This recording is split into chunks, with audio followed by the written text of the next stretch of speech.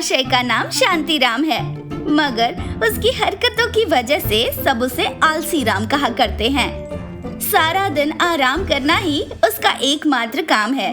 रोज की तरह वो आज भी अपने सोफे पर बैठे बैठे सुस्ता रहा है कि तभी उसे दरवाजे पर कुछ शोर सुनाई दिया। सुबह सुबह कौन भीख मांगने आ गया? खैर छोड़ो, मुझे क्या, मैं तो सो जाता हूँ। इतना कहकर आलसी राम मुंह पर चादर ओढ़े सो गया कि तभी किसी ने जोर से उसके मुंह से चादर खींची। कानों में मैल जम गया है या पैरों में मेहंदी लगी हुई है? जाकर देखते क्यों नहीं? दरवाजे पर कौन आया है? ये है शांतिराम उर्फ आलसी राम की पत्नी कमला। दरवाजा कितनी दूर है? मुझसे इतना नहीं चला जाता, तुम ही जाकर देख लो कौन है। कमला अपने पति के आलसी स्वभाव से काफी परेशान थी। उसने जाकर देखा तो पता चला गांव के कुछ लोग आलसी राम को दिया अपना उधार वापस लेने आए हैं। भाभी जी, आप उस आलसी राम को बुला दीजिए, वरना मजबूरन हमें आपके घर में घुसना पड़ेगा। ये सुन जैसे तैसे धीमे धामे आलसी राम वहाँ आया। इस तरह सुबह सुबह किसी के घर मांगने जाना अच्छी बात है क्या? तुम्हें हमसे पैसे लिए 2 साल से ज्यादा हो गया है। ब्याज तो छोड़ो, आज तक तुमने हमारा मूल तक नहीं लौटाया है। तो मैं कहाँ भागा जा रहा हूँ? कुछ दिन रुक जाओ, तुम्हारे पैसे सूद समेत तुम्हारे मुंह पर मारूंगा। आया बड़ा मुंह पर मारने वाला। तो जैसे आलसी इंसान के हाथ में लक्ष्मी कभी आएगी ही नहीं। पैसे कमाने के लिए मेहनत करनी पड़ती है, जो तुझसे कभी नहीं हो सकती है। इस तरह आलसी राम अपने आलसी स्वभाव की वजह से पूरे गांव में बदनाम था। गांव वालों के जाने के बाद आलसी राम फिर से टीवी के सामने पसर गया। तुम जैसे आलसी इंसान के साथ शादी कर तो मेरी किस्मत ही फूट गई। घर में खाने को अनाज नहीं है, लेकिन इस आदमी को जरा भी फिक्र नहीं है। तुम तो जानती हो कमला, ये कमाना वमाना मेरे बस की बात नहीं है। मुझसे मेहनत नहीं होती है। होगी भी कैसे? सारा दिन तो बस टीवी देखने में निकल जाता है। और ये क्या, तुम टीवी पर समाचार कब से देखने लगे? अरे मैं समाचार नहीं देख रहा था, वो तो दरअसल टीवी का रिमोट मुझसे दूर रखा था, इसलिए मैंने चैनल नहीं बदला और जो चल रहा था वही कब से देख रहा हूँ। अब की बार तो जैसे कमला ने अपना माथा पीट लिया। गुस्से के मारे वो अंदर आई और घासलेट लेकर आ गई। अरे कमला, ये घासलेट किस लिए लेकर आई हो? तुम्हारे आलसीपन की सबसे बड़ी जड़ ये टीवी है। आज मैं इस टीवी को ही आग लगा दूंगी। अरे नहीं नहीं कमला, ऐसा मत करना। तुम्हारे ऐसा करने से हमारा पूरा घर जल जाएगा, फिर हम कहाँ रहेंगे? अब चाहे कुछ भी हो, मगर आज मैं पीछे नहीं हटने वाली हूँ, कहकर कमला ने घासलेट के डिब्बे का ढक्कन खोल दिया। अरे रुक जाओ कमला, रुक जाओ। तुम जैसा बोलोगी, जो बोलोगी, मैं वही करने के लिए तैयार हूँ, पर भगवान के लिए इस टीवी में आग मत लगाओ। ठीक है, तो मैं एक शर्त पर ऐसा नहीं करूँगी। तुम आज ही गांव जाकर गांव में किसी भी जगह नौकरी ढूंढोगे और रोज सुबह शाम मेहनत करोगे। याद रखना, अगर शाम तक तुम्हें कोई नौकरी नहीं मिली तो इस डिब्बे के अंदर का घासलेट टीवी पर नहीं, तुम पर डालूंगी। आलसी राम दौड़ते हुए घर से बाहर आ गया और चलते चलते वो खुद से बोला, इस गांव में सभी लोग मेरे आलसीपन से वाकिफ हैं, इसलिए कोई भी मुझे काम पर नहीं रखेगा। समझ नहीं आता है कि मैं काम मांगने किसके पास जाऊं। चलते चलते आलसी राम अपने गांव के बाजार में आ गया, जहां उसे एक मिठाई की दुकान दिखी। वहां एक बोर्ड लगा था, काम करने के लिए एक होनहार और मेहनती आदमी की आवश्यकता है। ये पढ़कर आलसी राम अपने मन ही मन बोला, लगता है इस गांव में नया आया है, इसे उल्लू बनाना काफी आसान होगा। सुनो भाई, मैंने सुना है तुम्हें एक आदमी की तलाश है जो तुम्हारी दुकान पर काम कर सके। हाँ, क्या तुम ऐसे किसी आदमी को जानते हो? लो, ये तो वही बात हो गई। बगल में छोरा और शहर में ढिंढोरा। एक हट्टा कट्टा मेहनती इंसान खुद तुम्हारे सामने खड़ा है। ये तो बहुत अच्छी बात है। और नहीं तो क्या, मेरे जैसा मेहनती आदमी तुम्हें पूरे गांव में कहीं नहीं मिलेगा। ये तो बहुत अच्छी बात है। मुझे तुम्हारे जैसा ही कोई मेहनती आदमी चाहिए जो मेरी दुकान पर काम कर सके। और बस इसी तरह आलसी राम को एक नई नौकरी मिल गई।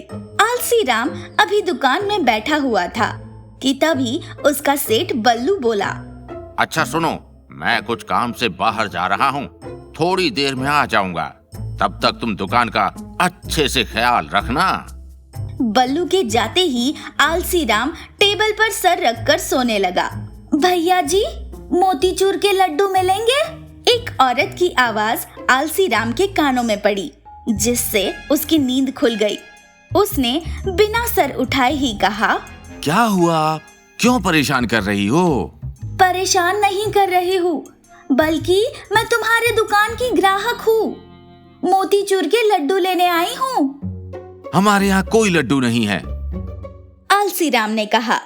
औरत ने दुकान में काउंटर पर रखे लड्डू देखे और बोली, अरे झूठ क्यों बोल रहे हो? ये तो रखे हैं लड्डू।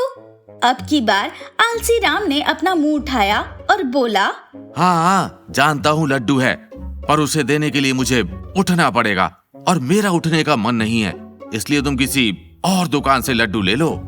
अरे आलसी राम, तुम जैसे आलसी को किस पागल ने अपने यहाँ नौकरी पर रख लिया? आलसी राम और औरत के बीच की सारी बातें बल्लू ने खड़े खड़े सुन ली। बल्लू आलसी राम पर जोर से भड़कते हुए बोला, मूर्ख आदमी, तुम पागल हो क्या? लगता है तुम मेरी दुकान बंद करवाएगा। अरे सेठ जी, आप कब आए? सेठ जी के बच्चे, तुझे मैंने अपनी दुकान में सोने के लिए रखा है या काम करने के लिए? दुकान में आप भी तो हैं, आप भी तो काम कर सकते हैं। इतनी छोटी सी दुकान में दो दो लोग के काम करने की क्या आवश्यकता है? बल्लू को बहुत तेज गुस्सा आया और वो बोला, इसी वक्त तुम मेरी दुकान से निकल जा। मैं तेरे जैसे आलसी आदमी को एक सेकंड भी अपनी दुकान में खड़ा नहीं रखना चाहता। जिसका डर था वही हुआ। पहले दिन ही आलसी राम की नौकरी उसके हाथों से चली गई। कमला को जब सारी बात पता चली तो वो आलसी राम से बोली, हे भगवान, मुझे तो लगता है इस आदमी पर कोई भूत प्रेत का साया है। कोई बात इन्हें समझ में आती ही नहीं है। मेरे तो भाग्य ही फूट गए जो मैं इस घर में आई। कहते हुए कमला रोने लगी। अगले दिन कमला ने अपने पिता चुन्नी लाल को घर बुलाया और उन्हें आलसी राम की सारी बात बताई। अगर इसी तरह चलता रहा तो हम गुजारा कैसे करेंगे पिताजी? तू चिंता मत कर बेटी, मेरे पास एक चाल है जिसकी मदद से दामाद जी का सारा आलसीपन एक बार में निकल जाएगा और दूसरे आदमियों की तरह वो भी बहुत मेहनती बन जाएंगे। अच्छा, कैसी चाल? उसके बाद चुन्नी लाल ने कमला को अपना सारा प्लान बताया। अगले दिन कमला पौधे में पानी डाल रही थी कि तभी उसके घर के बाहर एक गाड़ी आकर रुकी। गाड़ी से काले कपड़े में कुछ गुंडे उतरे जिन्होंने चेहरे पर मास्क लगा रखे थे। उन्होंने कमला को पकड़ा और अपने साथ गाड़ी में बिठाने लगे। गुंडों ने कमला को अपने साथ गाड़ी में बिठाया। तभी आलसी राम अपने घर से बाहर निकला और कमला को देखते ही घबरा गया। अरे कौन हो तुम लोग और मेरी कमला को कहाँ ले जा रहे हो? छोड़ो उसे। आलसी राम तेज भागते हुए गाड़ी तक आया, मगर गाड़ी चल पड़ी। गुंडे ने गाड़ी की खिड़की से एक पर्ची बाहर फेंकी। आलसी राम ने जाकर वो पर्ची उठाई और उसे पढ़ने लगा। अगर अपनी पत्नी को बचाना चाहते हो तो नीचे दिए गए पते पर 10,000 रुपए भेज दो।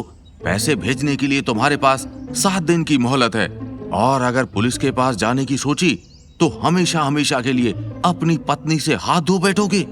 धमकी पढ़ते ही आलसी राम डर गया। मुझे जल्द से जल्द 10,000 रुपयों का इंतजाम करना होगा, नहीं तो वो लोग मेरी कमला को नुकसान पहुंचा सकते हैं। कमला, तुम फिक्र मत करना, मैं तुम्हें बचाने जरूर आऊंगा। आलसी राम बिना समय गवाए गांव के सबसे बड़े व्यापारी दिनेश लोखंडे के पास पहुंचा। अरे आलसी राम, क्या बात है भाई? आज सूरज कहाँ से उगा है? गांव का सबसे बड़ा कामचोर आज मेरे यहाँ आया है। मालिक, मुझे काम की बहुत जरूरत है, आप मुझे अपने पास काम दे दीजिए। आलसी राम की बात सुनते ही लोखंडे हंसने लगा। लगता है अब तुमने लोगों को हंसाने का काम शुरू किया है। किसी सर्कस वर्कस में जाने का इरादा है क्या?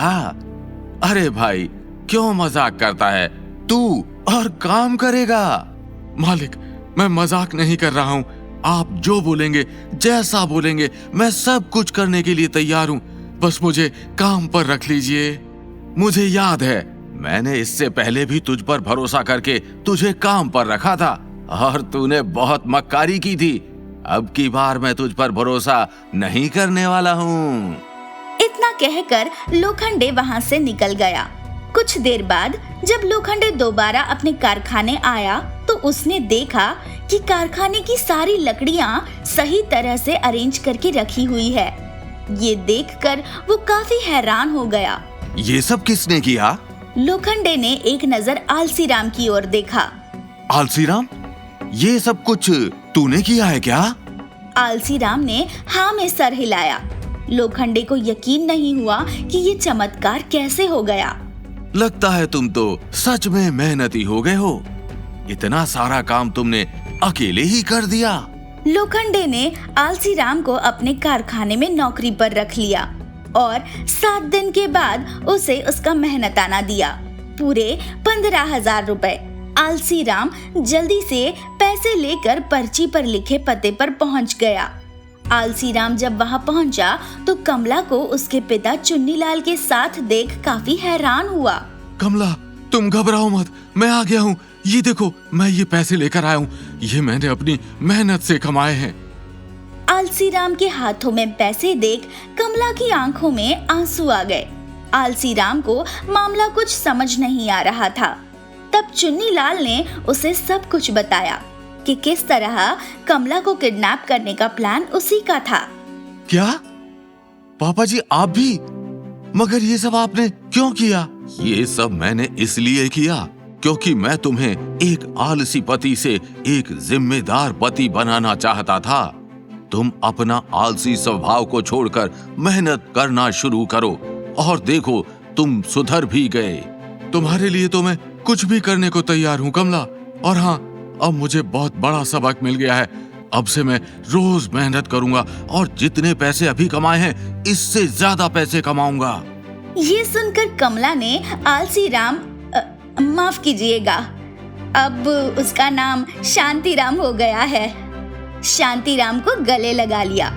उनका प्रेम प्रसंग देखकर चुन्नीलाल ने अपनी आंखें बंद कर ली।